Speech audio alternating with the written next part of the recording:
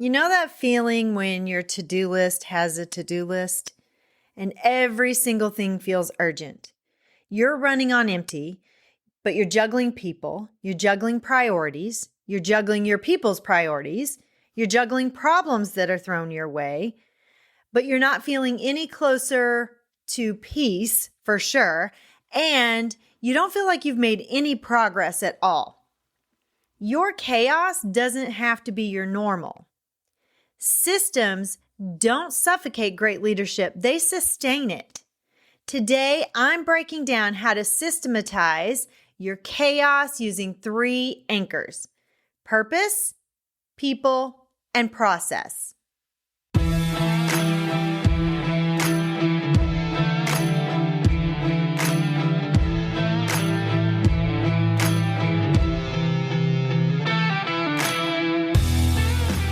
Hi, friend. Are you ready to move into a leadership position? Do you have interests and ambitions that you want to pursue, but feel like you don't know how to take that next step? Maybe you want to start your own coaching or consulting agency. I'm Mel, and I help educators define their career path through correct mindset, knowing your options, and getting prepared for your career transition. I will show you how to level up your leadership skills, share your expertise in a new way, create impact on a larger scale, and put your leadership in motion. As an educator for over 20 years, I started to feel underused and like I had more to give. I knew when the time had come for me to leave the classroom and affect change on a larger level. Now, I'm ready to help you determine where your talents and skills mesh with your passions and interests. Put your leadership in motion and move into that next phase of your educational career journey. Let me help you define your career path by having the right mindset, knowing your options, and getting prepared for that next leadership position. So power up and put your leadership in motion. Hey guys, welcome back to the Empowered Educator Show. I'm your host, Dr. Mel Van de Voort. This has been such a busy week. It's been a busy last couple of weeks. I have been putting out fires. My principal has been putting out fires. And we literally had a fire drill this week. And of course, we've changed phone systems. So our fire drill, which was with the fire department this time, did not actually alert our call center. So then the fire department showed up and then they're like, why did your call center not get alerted? And so then we had to figure that out. And we realized it's because we got a new phone system and one of our numbers didn't get imported correctly. We hosted Dads with Donuts and it's parent-teacher conferences. I have been doing some promotional activities out in the community. And so I was out of the district for a couple of days. It has been crazy busy and I just feel so behind. And I feel like my systems, while some of them are in place, are not where they need to be. And it's one of those weeks where I've just sat down and said, I just need things to be easy this week. I just need things to run smoothly for a change. If you've ever felt like that, then you're in the right place, guys. As leaders, especially in education, we don't always get the luxury of calm days. But what we can do as a building leader or a district leader is to build some systems that make that chaos a little more predictable and the work more purposeful. When you have systems in place, you're doing the work on the front end, but it's easier on the back end because you already have the systems. And my people are really getting tired of me saying, where's your protocol for that? Have you created a protocol for that? Let's get a protocol for that. Show me your protocol. They hate the word protocol now. But you know what? It's one of my favorite words because once you have a written protocol in place, then you don't have to do any more thinking.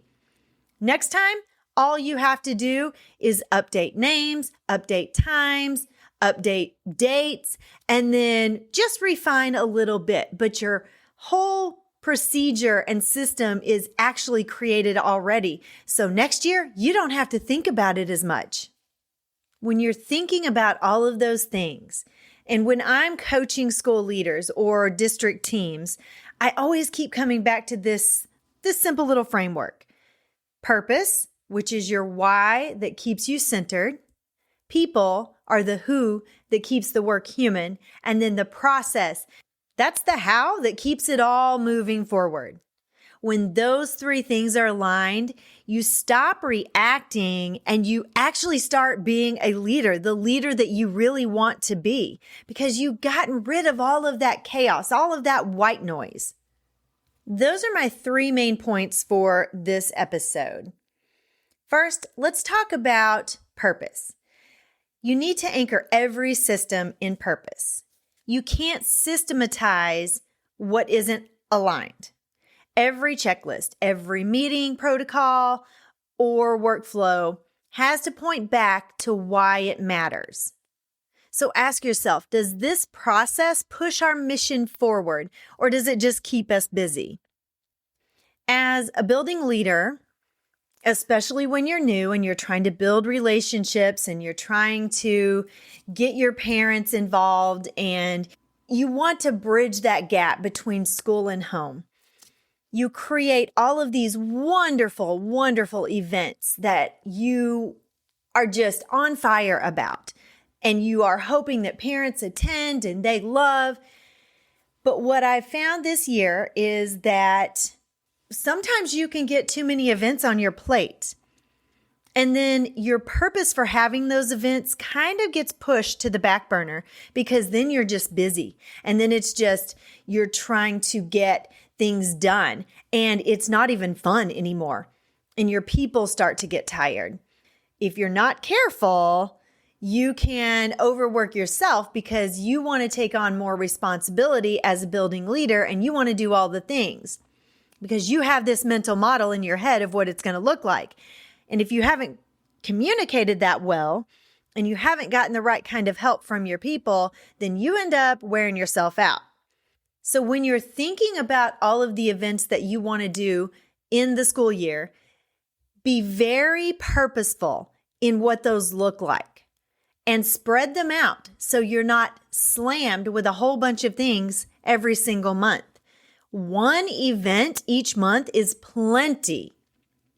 Be very purposeful in selecting the events that you choose to host.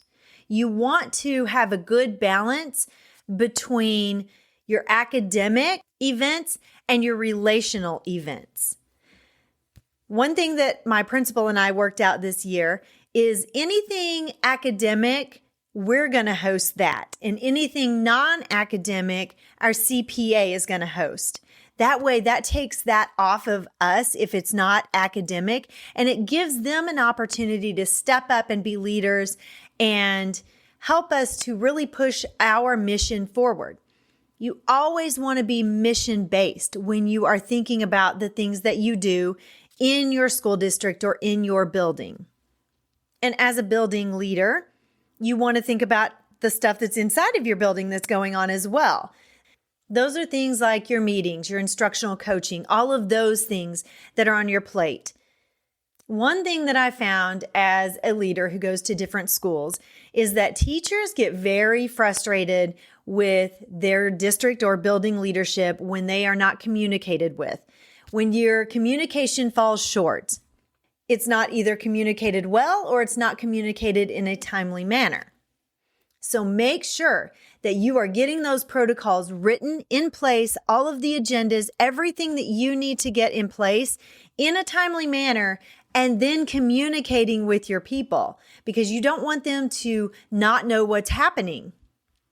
Not only do they get frustrated, but if you're not putting that in place and giving them plenty of notice, you're going to be doing a lot of things on your own because they may not be available when you communicate late, or they may not know that they're even supposed to help. And if you're not going through some of these things and planning it with your leadership team and you're building teachers anyway, then they're not taking ownership because in their mind, it's just something else you're telling them to do. Give them the opportunity to step up and show their leadership skills, to show their gifts, their talents, all of the things that they can bring to the table. Not to mention they have great ideas, so why would you want to exclude your people? It's not a one-man show. It's not the principal's show. And remember, when you're planning for the year, all of these different events, if it doesn't serve your purpose and it doesn't push your mission forward, it's just noise. Get rid of it. My second point is to build systems around your people, not on them. Systems should empower your team, not overwhelm them. Before implementing anything new, ask yourself, how does this support the people doing their best work? I already mentioned including your people in the process. So instead of a top-down initiative rollout, co-create those routines with your teachers, your lesson plan templates, observation feedback cycles, data meetings, so they all feel some ownership and they can see results. When people understand their role in the system, they want to protect that system and they take that ownership and they're excited about it. One thing that I saw my principal do recently is we had a color run and we raised money for some different things in the district. But one thing that was really important to us as a district and as the building is updating our library. It's in kind of rough shape and it's not a usable space. So the teachers were on fire. So we had the color run on October 3rd. And they want the new library ready to go, roll out for our open house that we have for our enrollment drive November 6th. So we've already ordered the carpet. They have started moving books out. The teachers are on fire. They picked out the colors. They picked out the paint. They've decided what it should look like in there and how it can be a usable space. And they feel so good because they were asked. They were included in the decision of what the library should look like, the new look should be. And because of that, they are so happy to help and they are going to get it done. They are ready to get it done. They did that with painting this year for the beginning of school. We moved some of our classrooms around to make it more usable and we wanted to do an update on the upper floor. So our teachers came in this summer and they painted and they had everything painted in 2 or 3 days. It looks so good. It's all freshened up. It's a great, beautiful blue color. And they were so excited about that. And they're ready to do the bottom floor too, because they get to own it. They get to be part of that process. And there are some things that we thought maybe we should get rid of this year, but there is one thing that we actually ended up not having time to do. I was new, so I didn't even know what that looked like. It was called Come On, I Wanna Meet Ya. And that's where all of the students get together on a school day. We do games, and the upper academy is able to connect with the lower academy and get to know each other. Well, we didn't actually get that worked out this year. That was one thing that I didn't know much about. I was new, like I said, and so I kind of let the ball drop on that one. Teachers were a little upset about that. Kids were a little upset about that. Teachers wanted to be the ones to help do that. But because my principal is so gung-ho and he knew that they had so much on their plate already and there were a lot of changes, he didn't want them to be burdened with that. And they were a little upset because they didn't get to help with that and get the ball rolling so we could actually host Come On, I Wanna Meet Ya. When people understand their role in a system, they want to protect it at all costs. So include your people, communicate why, communicate how, and communicate their role, and they will be 100% on board. But that being said, when you communicate it and you have certain expectations, you need to hold your people accountable. You need to communicate once and then communicate again and keep communicating till everybody understands their role and everybody understands the timeline and the expectation. And then if they aren't where they're supposed to be or they're not doing their part, then you need to have a conversation with them about their responsibility and their role within that system to make everything run smoothly and how other people have to pick up the slack when they aren't doing their share. My last point is the process. Protect the process so it can protect you. A system is only as good as your consistency. You can't build stability if you constantly shift gears. If your people don't know what to expect, then they don't know how to respond. So once you create a protocol, it's written down and it's easy. And is it boring? No, it's consistent, it's expected, and it's easy that way. And it's replicable. Those things aren't boring, they're smart. One thing that I found this year is that our admin team meetings just went on and on and on. And we had them scheduled for like an hour and a half, I think, at the beginning of the year. I changed that. I am one of those people who keep you on track. I kind of am the timekeeper unofficially, and I don't really pay attention to the time, but I keep things moving. And I realize that we get a lot of stories that are being told, and I kind of have to shut that down sometimes. And it's not me being someone who doesn't care or doesn't want to hear stories or doesn't want to hear the background, but we've got an agenda and I need to stick to it because I have other important things that need to be taken care of as well. So I changed our meeting to an hour. You get 1 hour of my time, and if we're not finished, I'm sorry, then we'll talk about it next week. I have a running agenda. It's the same every single week. We start with our devotional, which we can do that because we're a Christian school. Then we talk about things on the agenda from last week. Did we cover everything that we needed to? What do we need to mark off? What do we need to follow up with? Then I put on important things that are happening within this next week, our dates, our events, and then we go into new items.